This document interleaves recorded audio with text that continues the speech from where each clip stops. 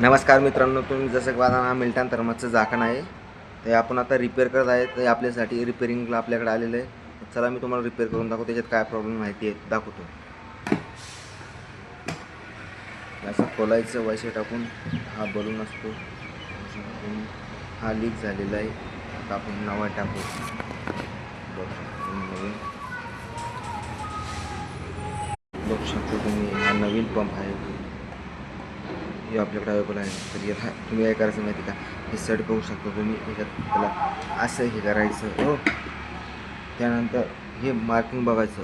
हे मार्किंग आहे का, हे मार्किंग एक्झॅक्ट याच्या समोर आलं पाहिजे.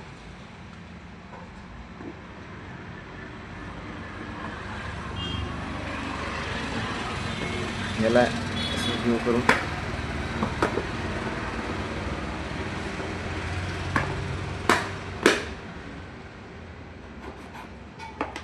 हे पंप सक्सेस झालेला आहे.